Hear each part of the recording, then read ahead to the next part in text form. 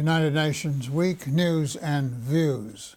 Today is November the 15th, 2010, a particularly poignant day for me because it was 66 years ago this day that my older brother was mortally wounded in combat in eastern France, close to the railroad that connects Paris with Strasbourg.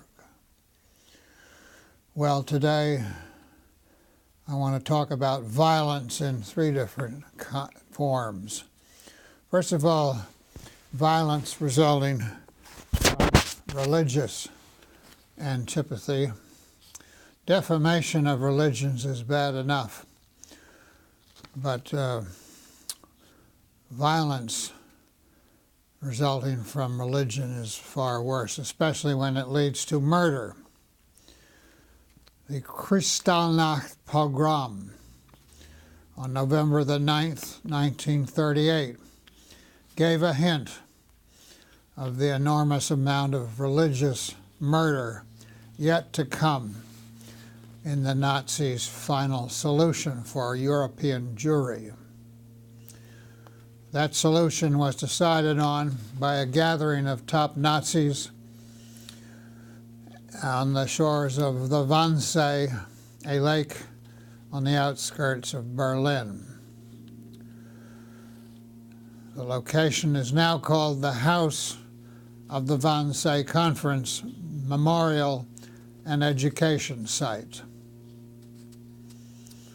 Today, Monday, November 15th, a UN video conference to promote education about the Holocaust is taking place with participation by students from 7 countries in Africa and Asia.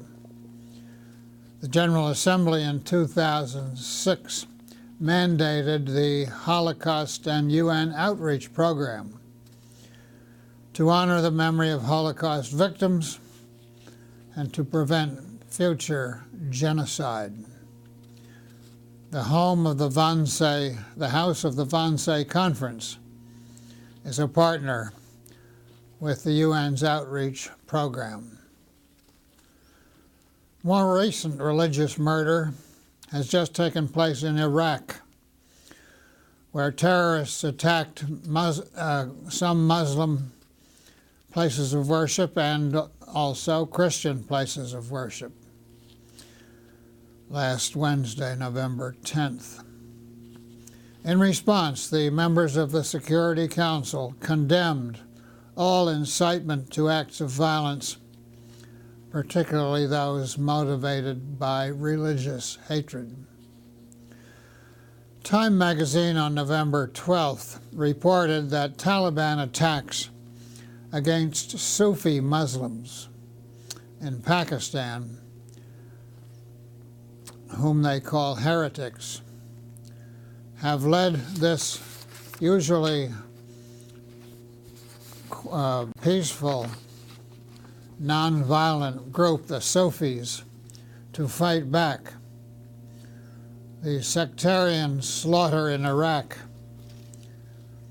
rivals that in Europe in previous centuries. So that's so much at the moment for violence from religion. Now I turn to violence from greed.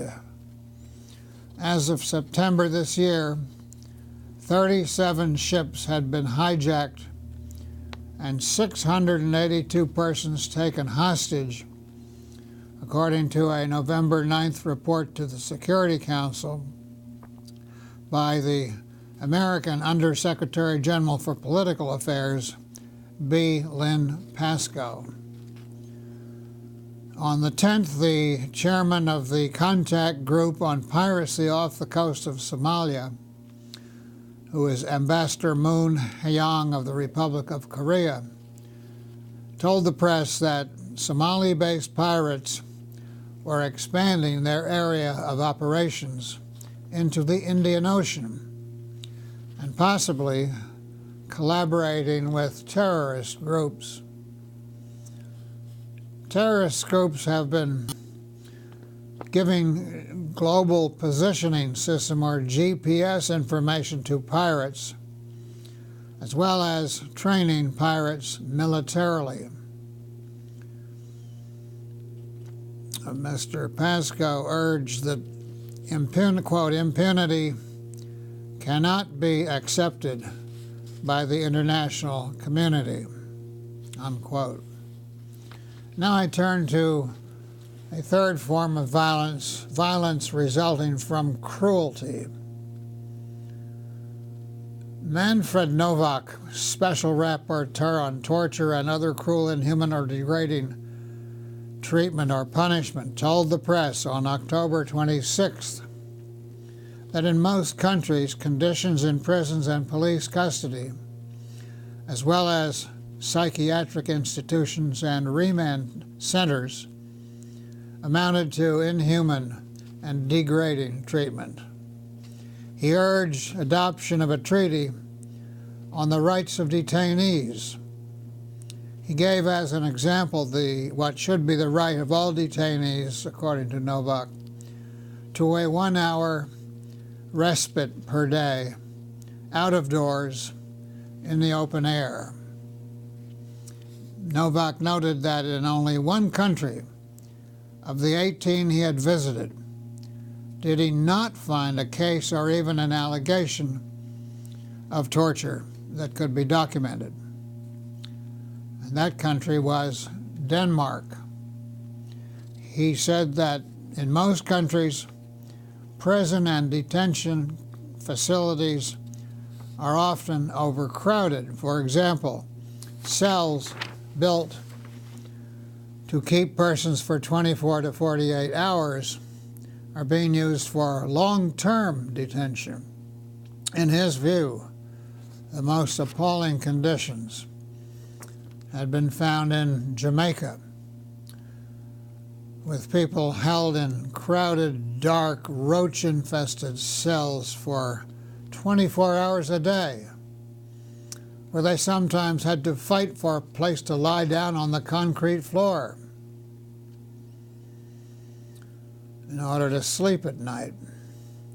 Novak's requests to visit Guantanamo during the Bush administration had been met with restrictions that he could visit only for one night and could not interview detainees independently. In view of those prohibitive restrictions, he simply decided not to go to Guantanamo. Another form of cruelty-induced violence is the use of indiscriminate and inhuman weapons, such as cluster munitions. On November 9th, the first meeting of the states parties to the Convention on Cluster Munitions met in Vientiane, Lao People's Republic. The U.S. has not participated in this convention. UN Deputy Secretary General Asha Rose Migiro told the meeting that, quote, for more than half a century, these weapons have robbed lives and limbs from the people of Laos.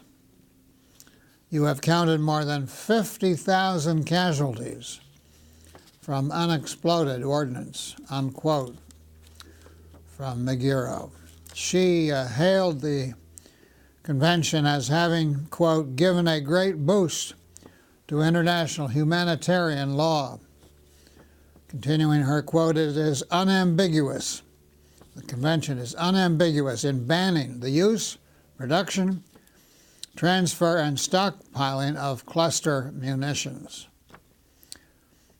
She went on to say, I also call on you, that is the states parties meeting in Vientiane, to explore what can be done on two additional issues of international humanitarian law.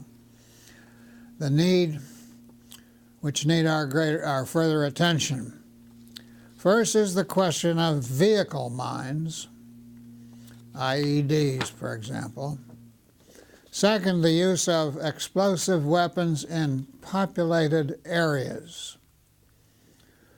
This, again, causes profound suffering to civilians, unquote, from Asha Rose Migiro, Deputy Secretary General.